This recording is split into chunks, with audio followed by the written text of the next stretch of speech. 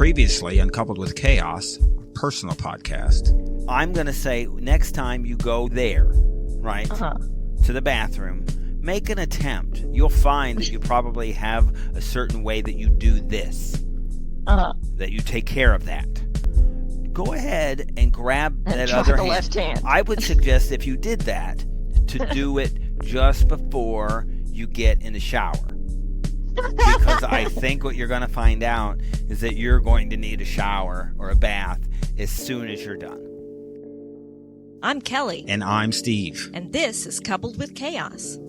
So when you make an appointment to get your car worked on, let's make up a day that you had to drop the car off. Or you would drop a car off. What would be a day you could make up? Wednesday. Was that the day? Yes. Okay. I think you're trying to. Sometimes I try to give you hints for something. Wednesday morning at 9 a.m. So, let's just say. You have an appointment. How much in advance did you have to make this appointment? A month. So it took you a month to get an appointment. Yes. This appointment was for 9 o'clock on Wednesday. They said to me in December, you could just come by and drop the car off to get in line for actually getting into the Or you shop. can make an appointment. Or you can make an appointment. So you made an appointment. Because I didn't want to just leave it endlessly because we need to use it. So what did you expect to have happen when you dropped the car off on Wednesday at 9 o'clock? That they already had the code, the diagnostic code, because I'd already done a diagnostic. And you have a highfalutin diagnostic tool. And I'd already eliminated the other possibilities. So they'd already verbally told me what they thought it was, which is what it was. Mm. Because I'd already eliminated the other possibilities. So I expected them to look at it at some point that day, confirm, yes, it's that. And it would sit there while they ordered parts and fixed it. So we were not anticipating a one-day turnaround. No. So when I dropped it off, he told me 3 to 5 business days. Then as I was walking away, he said 5 to 7. I'm like, okay. And there was a Martin Luther King Day holiday coming up the next week on Monday. Right. So this is not just Wednesday that passed. This is a Wednesday ago. The previous, yes. Now, I knew I had surgery scheduled on the 26th of this month. So I had to get this resolved. This was only the 10th. So I had 16 days to get all this worked out. But in that time, I had to fix the problem, clear the check engine light, do the drive cycles required to reset the sensors into ready mode, and get it inspected. Right. In 16 days. Thought I had plenty of time. Instead, it sat there until I complained. So what happened? On Wednesday, you dropped it off. For almost a week.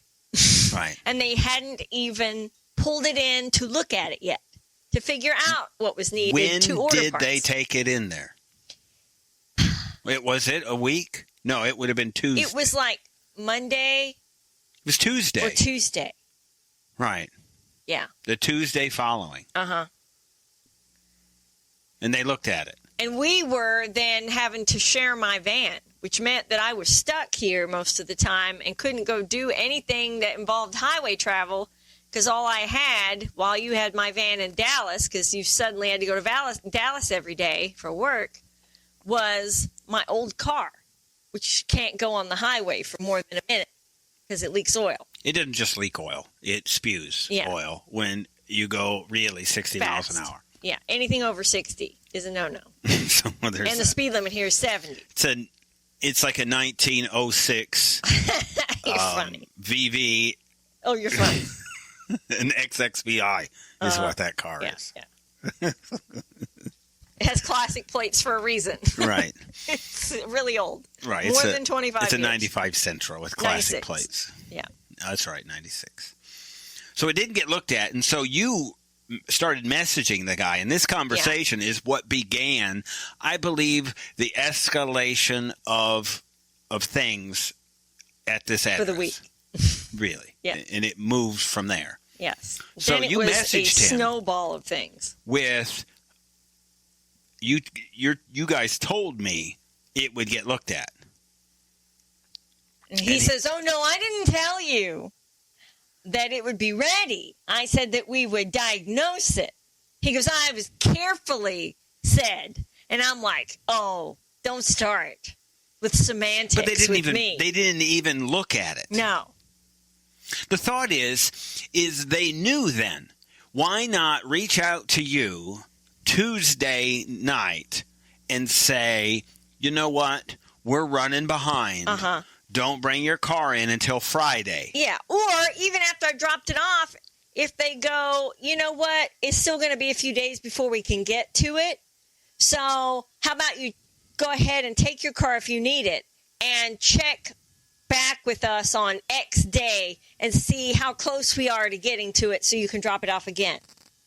Because we could have used the car for almost a week. Yep. And it was a headache for us not to have it. It's when they come at you and say, oh, no, I did not. I did not say that. And pretty much said that they carefully used their words to give a certain impression. This means that means they know exactly this what they're is going to doing. be an issue. They're parsing words. Yes. So then, after this is all said and done, we need a new camshaft on a car that is 38,000 miles, right? Yes, because the pin on the camshaft is sheared off. Now, I researched this issue because this is obviously not something that someone expects on a car with 38,000 miles because it costs $2,000 to fix this problem. It involves a lot of labor. And it is only caused by a defect, either in the metal itself in the pin, like a crack or some defect in the machining of the pin, or the pin is too long. So when it gets torque on it, it catches or it breaks because of the pressure on it. And so I call up Kia, the manufacturer Kia, not the dealership. Right. And I tell them about this problem. Now, they seemed cooperative and sympathetic. And she did put me on hold for a long time, reading up on the warranty information to see if anything had been extended or there was anything that would cover it. She comes back on and says, no, sorry, your warranty expired this year. And so there's nothing we can do. Sorry for your bad luck. I said, so even though this is caused by a defect in manufacturing, you don't stand behind your products? I said, we have had 3 Sedonas, a Forte, and an Optima at my house in as many years.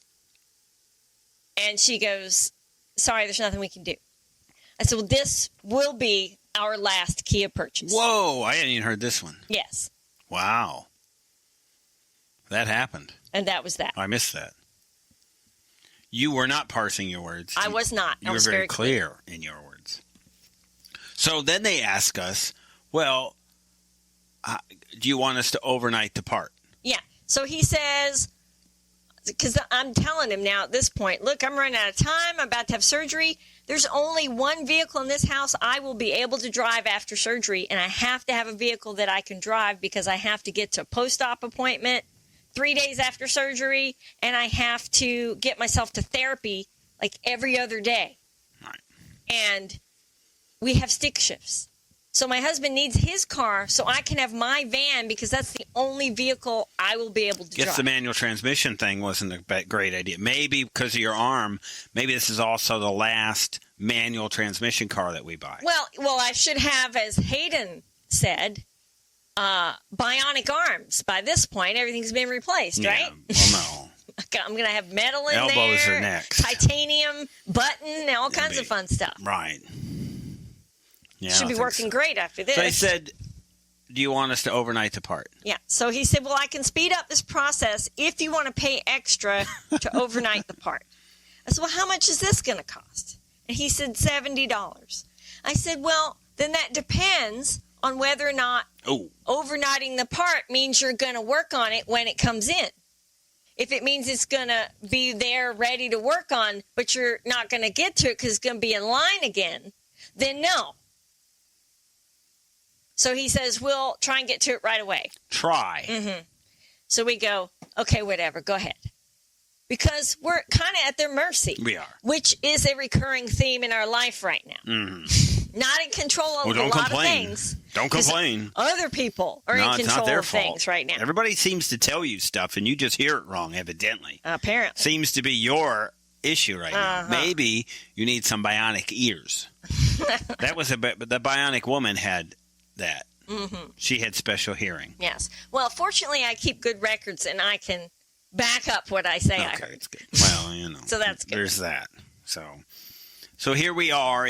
And yesterday you messaged him with what's the update? Yes. And he says, oh, no, we didn't get that. We skipped the whole part. Oh, so that's right. The part comes in and he goes, good news, the part's here and we have your car in the shop. Great. So they're working on it. Then a couple hours later he says, well, the mechanic took a look around and you have 2 ignition coils of 4 that are badly corroded and need to be replaced. And it's another $214 and some change to fix that while we're in there working on the other thing. Now I ask you, how does this happen again on a car with 38,000 miles? He says, all I can think of is time. Time. Like your shoulders. Yes. Time. That's what it is. No great event. Yeah. You're just old. So thanks. So I looked up this issue also. Turns out that there's only 2 ways that you get corroded ignition coils. Exposure to liquids, either leaking from somewhere or penetrating an area where liquid's not supposed to be and getting on your ignition coils. Or exposure to extreme heat.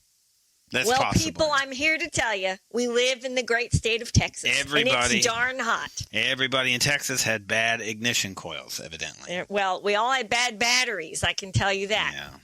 All throughout the neighborhood, one after another, everybody's batteries were dead because of the heat. Advanced yesterday. This is a whole now 10 days after we started. Yes. You asked for an update.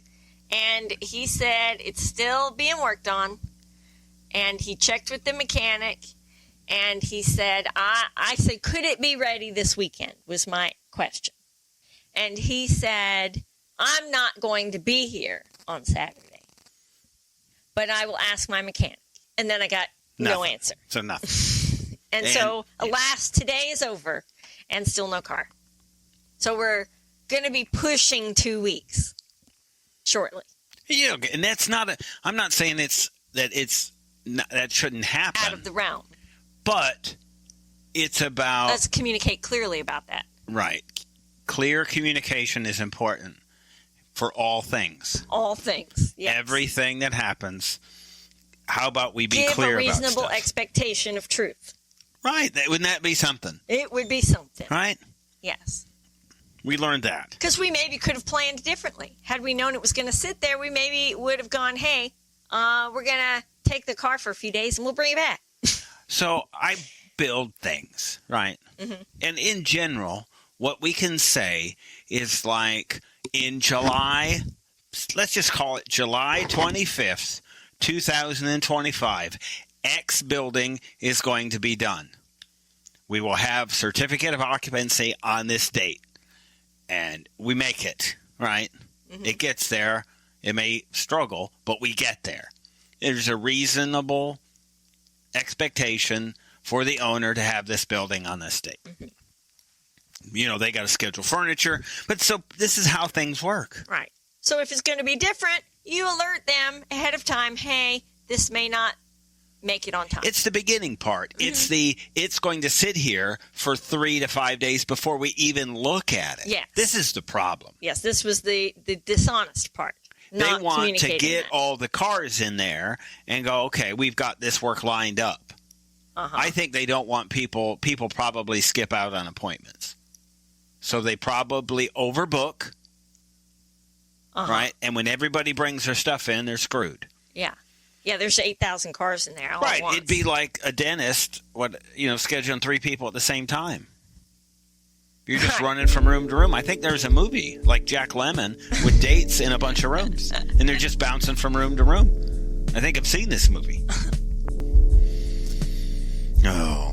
And if you think, I know this isn't tragic. We still have your surgery coming up and other things that we're going to talk about. But all things considered, none of this was the most exciting event sadly, of the week. So we're going to talk about that. And obviously, much more. Stay tuned.